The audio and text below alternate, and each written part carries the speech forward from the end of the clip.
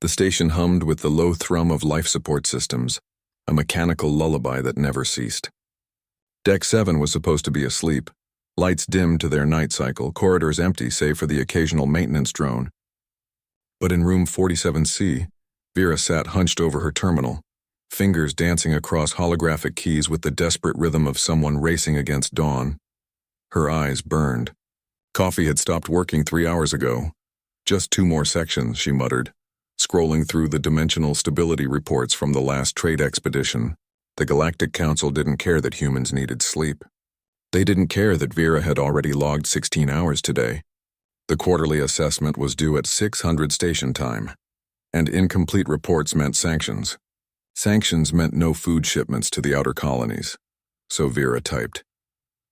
Outside her door, something scraped against metal. She paused, listening. The sound came again, soft, deliberate. Not a drone.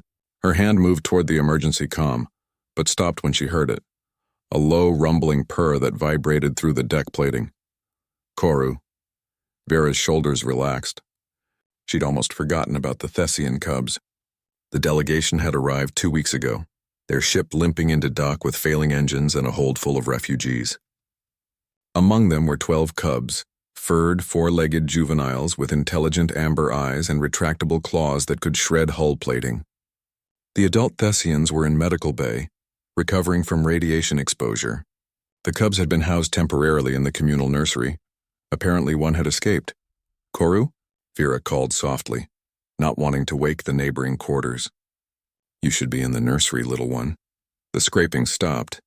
Then came a sound that might have been words. The Thessian language was all growls and chirps that the translators struggled with, especially from cubs whose vocal cords hadn't fully developed.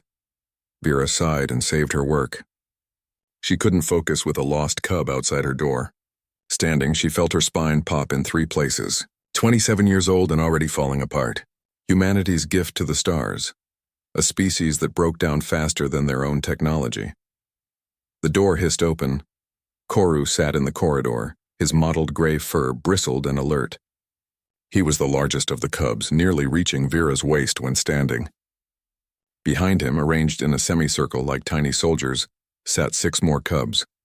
7 pairs of amber eyes locked onto Vera. Oh, she breathed. You brought friends. Koru made a sound, chuff chuff purr, and tilted his massive head. His translator collar flickered. Guard, pack duty, safe. Vera blinked. Guard, you're guarding me? The cubs didn't move. Koru's gaze shifted past her, scanning her quarters, then returned to her face. Another flicker. Human work. No stop. Cubs protect. Something tightened in Vera's chest. She knelt slowly, bringing herself to eye level with Koru. You noticed I've been working? All night, many nights, pack protects tired ones. I'm not part of your pack, Vera said gently. Koru's ears flattened. He rose and padded forward, close enough that Vera could feel the heat radiating from his fur. His nose touched her hand, wet, cold, surprisingly gentle. When he pulled back, his translator spoke again. You feed cubs. You sing lullabies. You clean wounds. You are pack. Vera's throat constricted. She had helped with the cubs, true. When the nursery staff were overwhelmed, she'd volunteered during her off hours. Fed them nutrient paste, cleaned their injuries, even hummed old Earth songs when they whimpered in the night. She hadn't thought they'd noticed. Hadn't thought it mattered. Koru, I appreciate this, but I have to finish my reports. The council. Council not here, danger not here, sleep needed.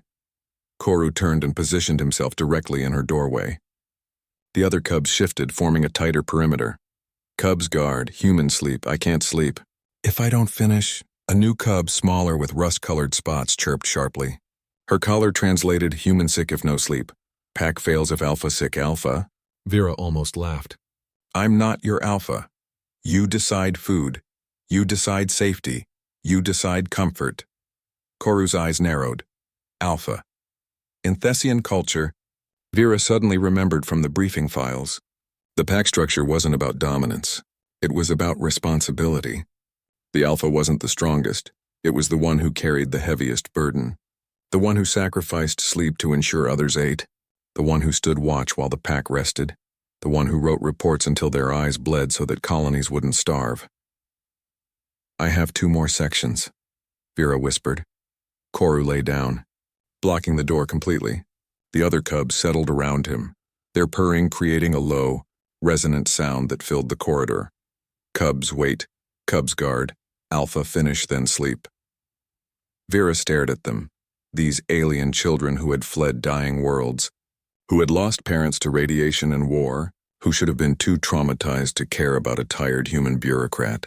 But here they were, standing watch, offering protection, offering pack. Okay, she said finally. Okay, 2 more sections, then sleep, deal? Deal. Koru's tail thumped once against the deck. Cubs guard Vera returned to her terminal. Her fingers moved faster now, fueled by something beyond caffeine, by the knowledge that 7 cubs sat outside her door, refusing to abandon their self-appointed post. By the weight of being someone's alpha, even if she'd never asked for the title.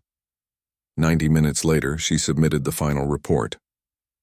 The confirmation ping echoed in her quiet room. Received, approved. Status, complete. Vera slumped back in her chair. Done, she called out. The purring stopped. Koru's head appeared in her doorway, ears perked. Sleep now? Sleep now, Vera agreed. The cubs filed into her quarters without invitation, claiming positions around her small room. Koru stationed himself beside her bed. The rust-spotted cub curled near the door. Others found corners under furniture, creating a living perimeter.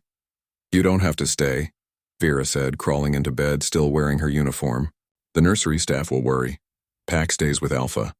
Koru's eyes were already closing. Alpha safe now. Vera pulled the thin blanket over herself and listened to the cubs' breathing synchronize into a collective rhythm. For the first time in months, the station's hum didn't sound lonely. It sounded like home. She fell asleep to the sound of purring and the warmth of being someone's pack.